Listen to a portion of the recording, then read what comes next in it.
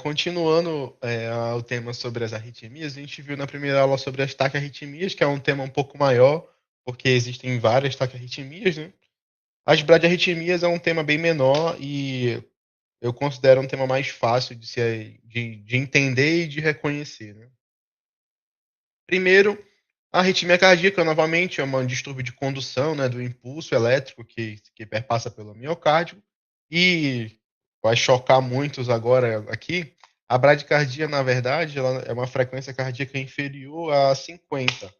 Essa média que a gente tem de 60, que a gente aprende na faculdade, de 60 a 100, ela, na verdade, ela não, não corresponde na realidade.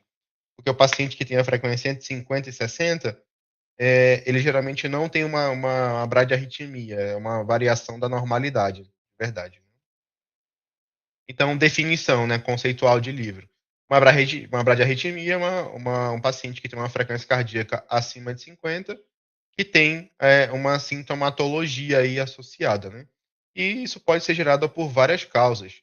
A gente tem distúrbios, é um problema elétrico, né? Então a gente pode ter um distúrbio tanto na geração desse estímulo elétrico, né? A formação dele, e também um distúrbio de condução, né? A ida do impulso elétrico para todo o coração.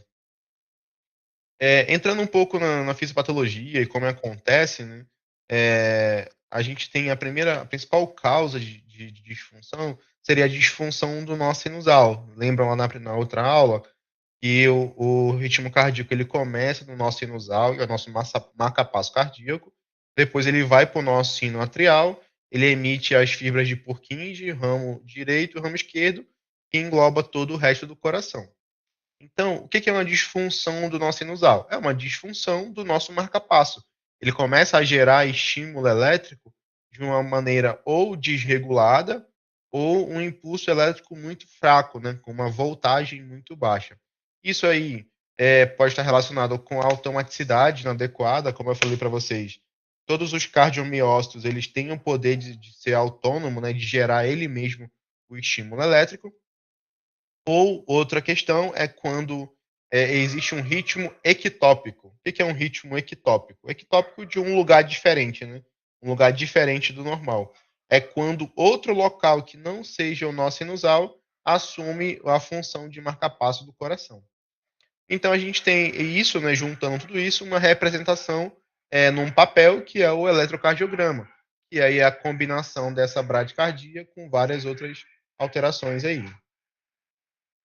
Disfunção, outras causas correlacionadas, né? Pode relacionar à idade avançada, a própria degeneração do sistema de condução pela idade, relacionado ao hipotireoidismo, traumatismos, doenças isquêmicas, inflamatórias, enfim, infiltrativas. O que é a apresentação clínica? Na maior parte dos casos, o paciente é assintomático, principalmente inicialmente, né? Quando ali ele está com a frequência por volta de 50 BPM ainda. Quando baixa muito além disso, aí começa a gerar sintomas. E o manejo ele está muito relacionado a geralmente esses sintomas. Se eu tenho um paciente que está com a frequência cardíaca de, sei lá, 48, mas ele está totalmente assintomático, eu vou ter uma conduta diferente de um paciente que está com 48 de frequência, mas está dispneico, está saturando, está hipotenso. É totalmente diferente o tratamento, né? Entrando especificamente nos distúrbios de condução, de propagação do estímulo elétrico, a gente tem principalmente os bloqueios atrioventriculares. Vou voltar aqui na imagem para vocês entenderem um pouco melhor. Aqui, ó, de novo, para quem não conhece, esse aqui é o coração. Ele é dividido em 4 câmaras, né? Átrio direito e átrio esquerdo, ventrículo direito e ventrículo esquerdo. Essa representação aqui em vermelho são as fibras de Purkinje, os ramos subendocárdicos, que é o quê? O nó sinoatrial, ele emite os ramos direito e o esquerdo, que é o que vai levar a condução elétrica para o resto do coração.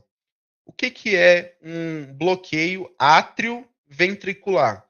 É um bloqueio, né, uma interrupção, uma dificuldade de passagem do estímulo elétrico átrio-ventricular, né, do átrio para o ventrículo.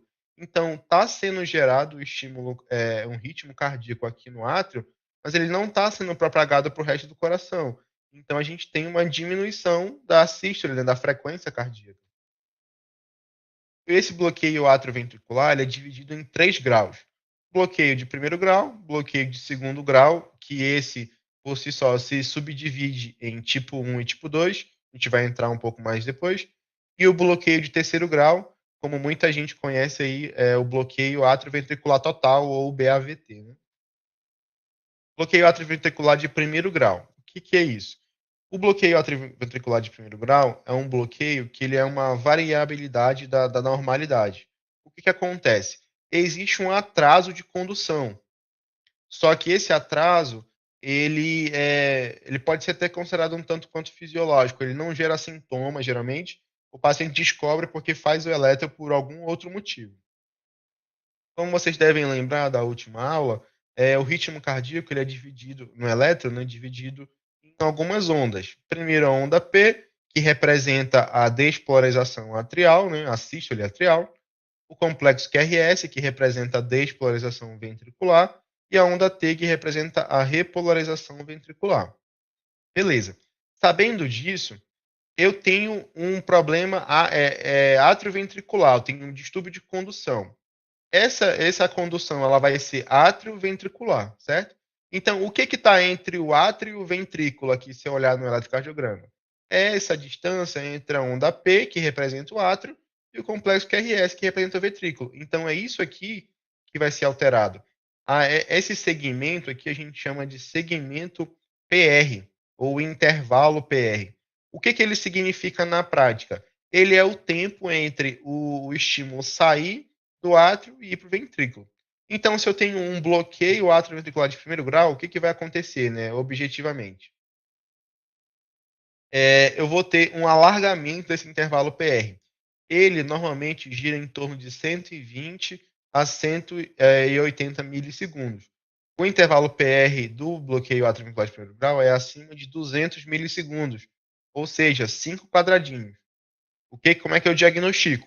Eu vejo aqui, vou olhar em outras representações. Por exemplo, tenho aqui uma onda P, eu tenho um intervalo bem grande aqui, e eu tenho um complexo QRS e uma onda P, onda T. Aí eu tenho outra onda P, um intervalo grande, QRS e onda T. Então o que eu tenho que fazer? Pô, isso aqui está estranho, está bem distante, né, a onda P do complexo QRS. Eu vou lá e meço a distância entre eles dois.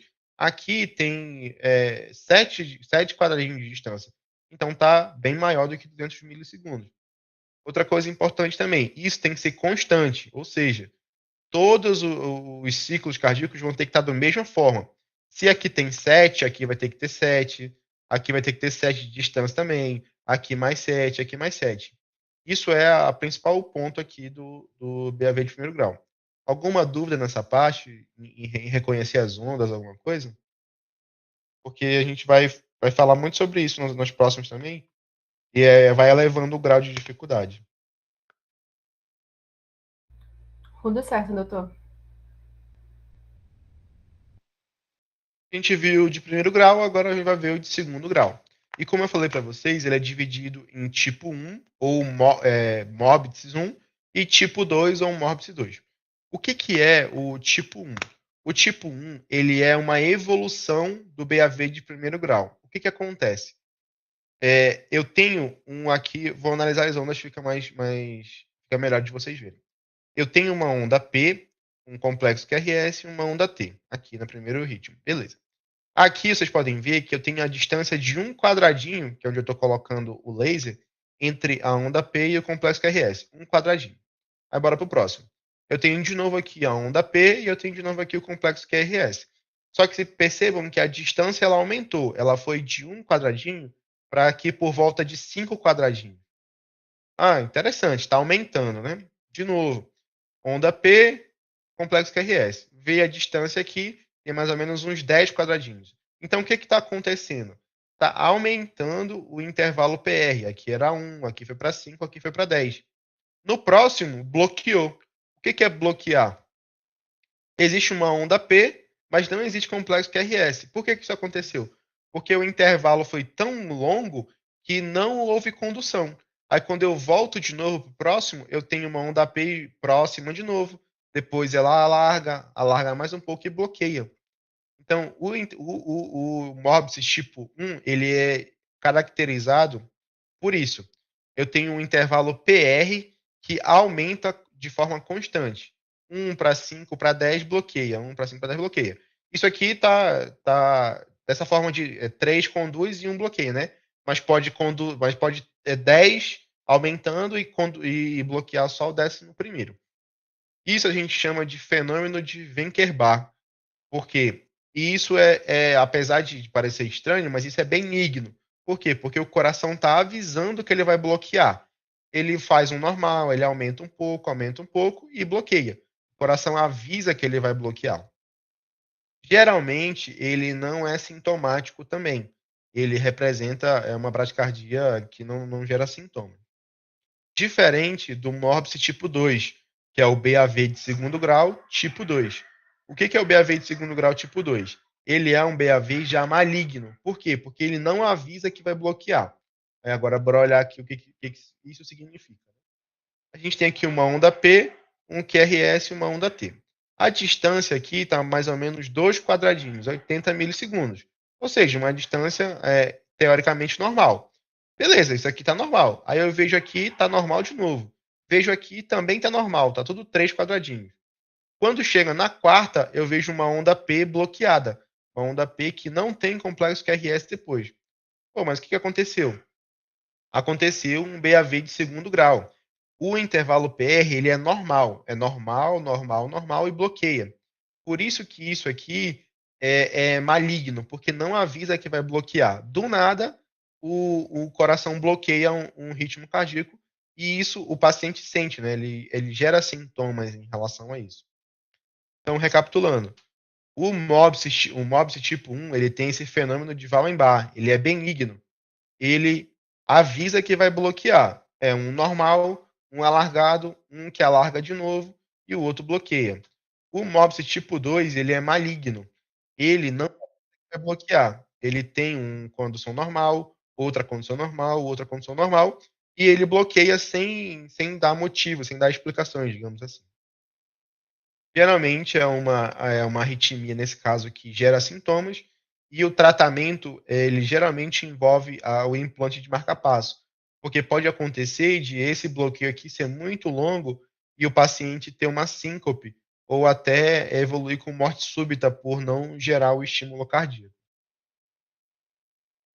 Vamos pro próximo, né, que é o BAV de terceiro grau ou, como eu falei para vocês, o BAVT, né? Bloqueio atrioventricular total. O que é esse bloqueio atrioventricular total? É como se existisse uma dissociação atrioventricular.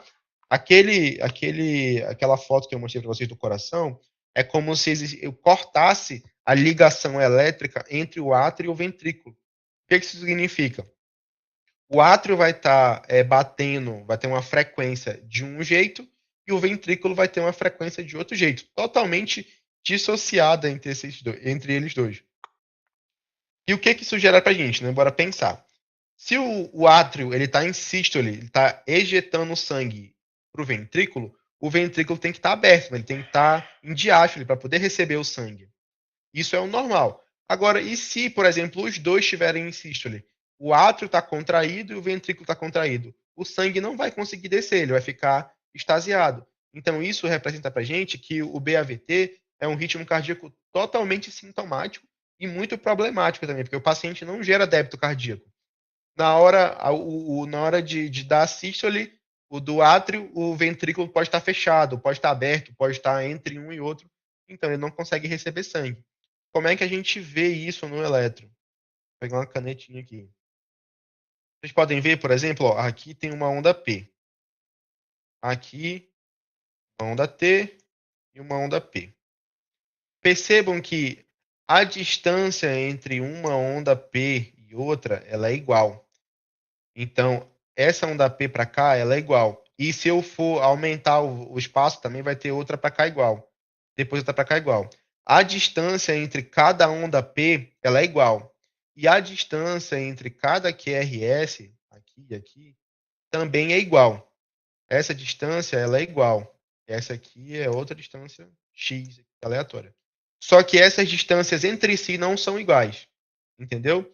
Então, a onda P está batendo num ritmo, numa frequência, sei lá, de 50, e o complexo QRS está indo num ritmo, sei lá, de 60. Então é totalmente diferente, né? Existe essa dissociação atrioventricular. Essa arritmia cai bastante nas provas de residência e é bem comum na prática também da gente ver. É uma frequência relativamente rápida, uma frequência de 40. Geralmente os sintomas aí envolvem síncope, fadiga, o paciente fala que está cansado, que não consegue fazer justamente por isso. Na hora de o coração ir do o coração já, o sangue, ele ir do átrio para o ventrículo, os dois estão em sístole. Aí o sangue não consegue ser ejetado. Então, em vez do paciente ejetar para a circulação 100 ml de sangue, por exemplo, ele ejeta 20, que foi o que conseguiu reter ali. O paciente fica com sinais de baixo débito, né? Aqui, outra representação, a gente tem a onda P sendo representada numa frequência, né? Tem uma onda P aqui, tem uma onda P aqui, tem outra aqui. Essa distância entre uma onda P e outra, ela é igual, e a distância entre um QRS e outro também é igual. Mas aqui eu vou chamar de X e aqui eu vou chamar de Y, por exemplo. X é diferente de Y. A distância entre eles dois é totalmente diferente. Como é que eu manejo isso, né? Questões medicamentosas, a gente tem opções também, tem remédios que tentam reverter isso, mas nem todas as arritmias que eu falei para vocês aqui, elas são reversíveis com medicação. Mas o que é mais importante? Estou lá, recebi o paciente, aí fui aferir os sinais vitais dele, tá com uma frequência cardíaca abaixo de 50. O que eu tenho que fazer? Quando o paciente vai à sala de emergência, vou colher um exame físico, fazer uma análise clínica, vou ver se o paciente está estável, como é que estão os sinais vitais dele, e claro, tem que fazer um eletro para ver o que está acontecendo, né? Ver realmente a arritmia.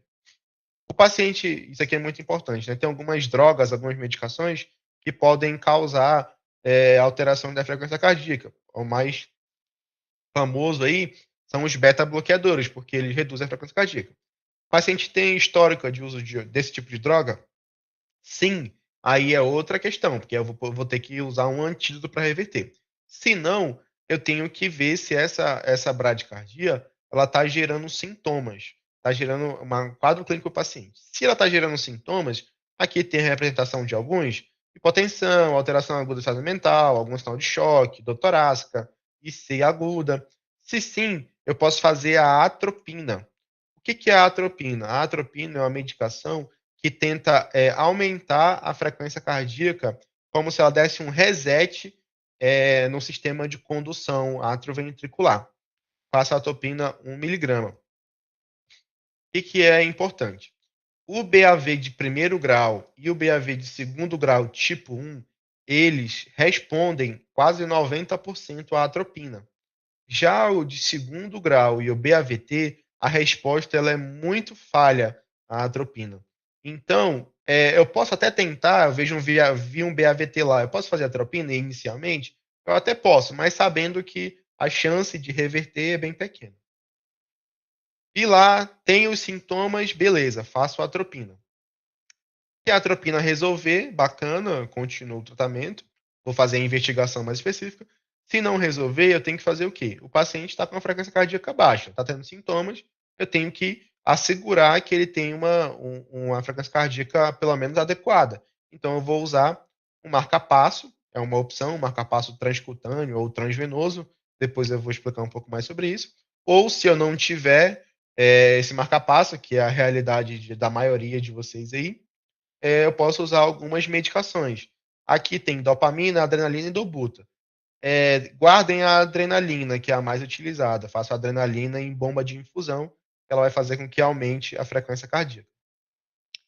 Próximo passo seria um marca-passo transvenoso e uma avaliação do especialista. Beleza. Manejo de bradiarritmias em relação ao marca-passo.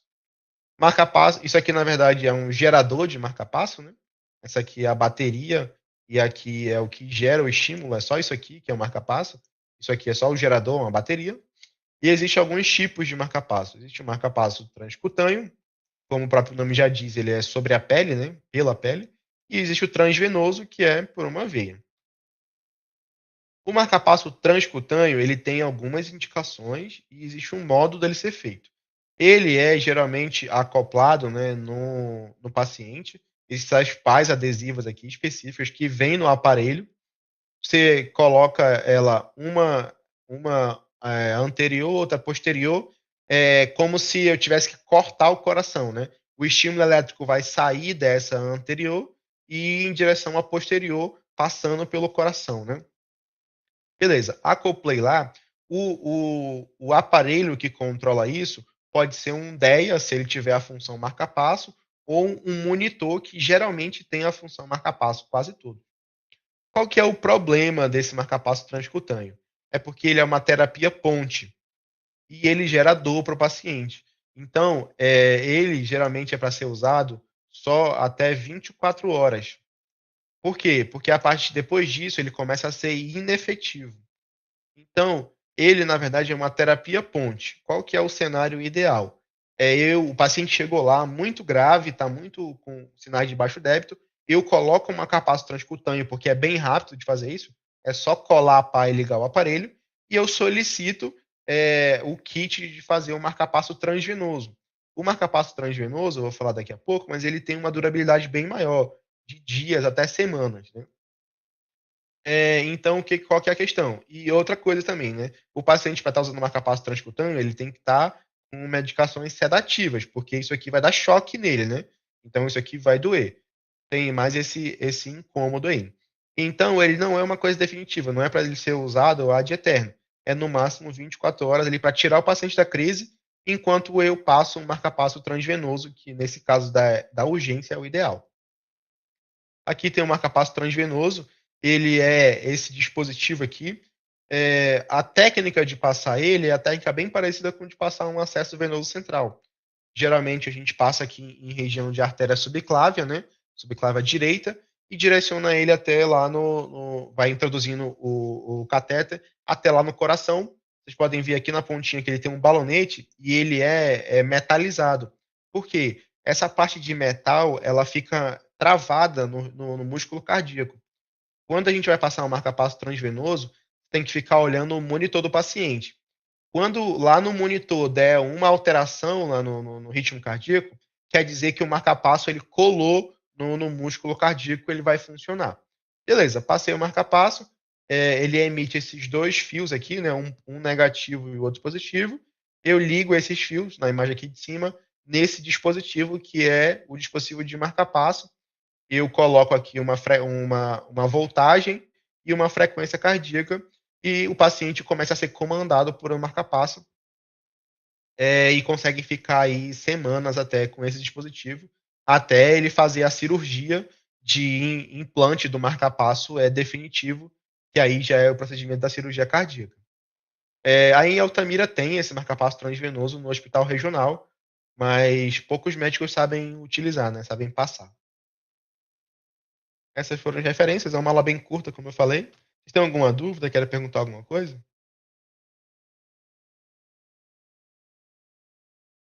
Doutor, boa noite. Tenho uma pergunta. Vai lá. Por que a atropina ela não é tão efetiva assim no MOBT2 e BAVT? Tem algum motivo especial? Tem. Boa pergunta. Voltando na imagem aqui, né? É, tenho aqui em cima, na base da veia cava inferior, o nó sinusal, que é esse camarada aqui. Ele emite 3 feixes, né? Pro nó atrioventricular, que é esse azulzinho aqui. Beleza. O nó atrioventricular, ele emite o feixe de His, que está sendo representado aqui, certo? O que está acima do feixe de His, a gente chama de supraiciano. O que está abaixo do feixe de His, a gente chama de infraiciano. Qual que é o problema? E por que a atropina só funciona em algumas arritmias? A atropina, ela só funciona em bradiarritmias que são supraicianas, acima do feixe de His. E quais são essas arritmias que são supraicianas? É o BAV de primeiro grau e o Morbis tipo 1. O Morbis tipo 2 e o BAVT, eles são infraicianos. Então, a medicação, ela não tem efetividade, entendeu? Ela é como se eu passasse uma medicação para o estômago querendo pegar o coração, entendeu? É outro local que é gerado essa arritmia. Então, é uma coisa um pouco mais específica, mas é basicamente isso aí. O que está aqui acima é supraiciano e a atropina ela age. O que está daqui para baixo é infraiciano, né? Daqui para baixo é infraiciano e a atropina não funciona. Entendi, obrigado.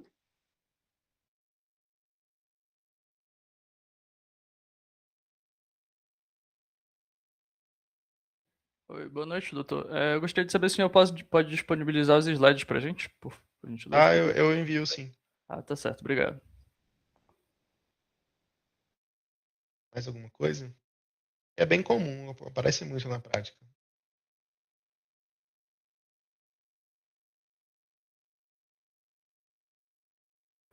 Gente, alguém tem mais alguma dúvida? Não, amiga, por mim tá tudo certo.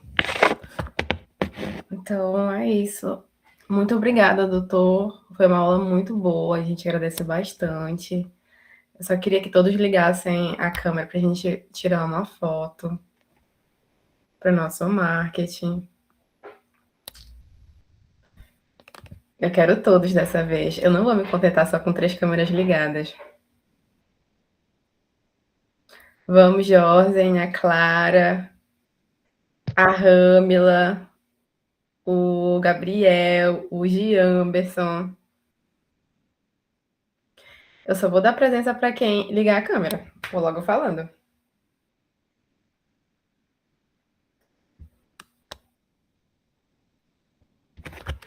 Deixa eu tirar um print aqui. Eita. Peraí. Foi aí, Clara? Beleza. Doutor, muito obrigada. Gratidão. Gostei muito da aula. Eu acredito que muita gente também tenha gostado. E é isso, doutor. Fala, Vinícius. Não, apertei sem querer, que foi mal. É isso, gente. Obrigada. Tchau, tchau. Tchau, doutor. Obrigada.